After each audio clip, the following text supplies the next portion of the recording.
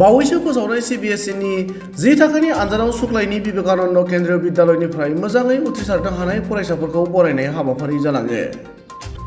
तामुलपुर जिल्लासिनि नावकाटा ओनसोलनि गंसे मुं गोनां फरायसालि विवेकानन्द केन्द्रीय विद्यालयनिफ्राय थाखो 10 नि जोबथा आनजादाव सा 16 फरायसाफोरा जिरायदोंमोन।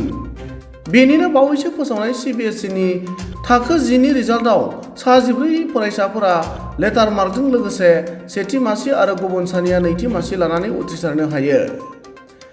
इं 2023-24 मायथाइनि थाखो 10 नि जोबथा आनजादाव फरायसाफोरा मोजाङै उथ्रिसारनो हानायाव गरेस्वर ओनसोलनि गोग्गानाय लाबोनो हानायजों लोगोसे फोरोंगिरि आरो बिगोमाफोरा गोजोननाय फोरमायो।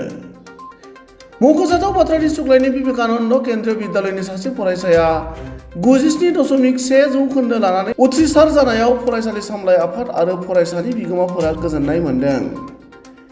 गुबुन फारसेथिं निहिर बर' मुंनि सासे फरायसाया समाज बिगियान आयदायाव 100 नम्बर लाखिनो हायो। दिनै फरायसालिनि नब्लाङाव बावैसो फोसावनाय आनजादाव जाफुंसारनाय फरायसाफोरखौ बरायनाय हाबाफारि जालाङो। बे हाबाफारियाव गाहाय आलासि महरै मागुरमारि कलबारि फरायसालिनि गाहाय फोरोंगिरि तपेश्वर कलिताजों लोगोसे विवेकानन्द केन्द्रीय विद्यालय फरायसालि सामलाय आफादनि सोद्रोमा जयन्ती दैमारी, डॉ. नभ चक्रवर्ती आरो फरायसानि दिथागिरिफोरा बाहागो लादोंमोन।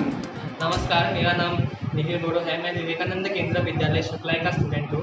मुझे इस CBSE बोर्ड एग्ज़ाम में 94.2% मिला है और मैं इस अचीवमेंट के लिए मैं अपने टीचर्स और अपने पेरेंट्स को शुक्रिया अदा करना चाहूँगा। मैं विवेकानंद केंद्र विद्यालय है जो मेरे स्कूल से करीब 15 किलोमीटर्स दूर है। मैं हर रोज़ अपने घर से स्कूल आया करता था और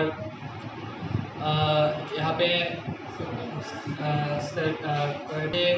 इस एग्ज़ाम के लिए मैंने दिन में एटलीस्ट 12 आवर्स तो एवरेज स्टडी किया था, जिस कारण मुझे ये रिज़ल्ट हासिल हुआ है। सफ़र में बहुत सपोर्ट किया था। मेरे फादर का नाम भास्कर बोरो है जो कि सिक्किम में एक फायरमैन के पोस्ट में है और मेरी मॉम जुनमनी बोरो वो यहीं पे मेरे घर में हाउसवाइफ। और मैं इस एग्ज़ाम के बाद मेरा फ्यूचर में ये एम है कि मैं आगे जाके भी science K is field Mein Hi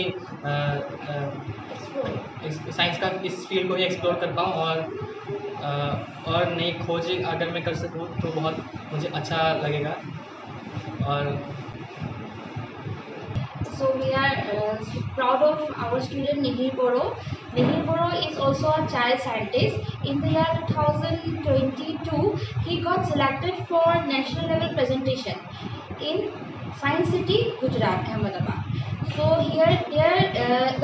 the journey throughout his child scientist was quite smooth because he has that scientific thought in him.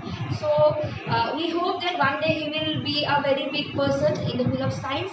Thank you.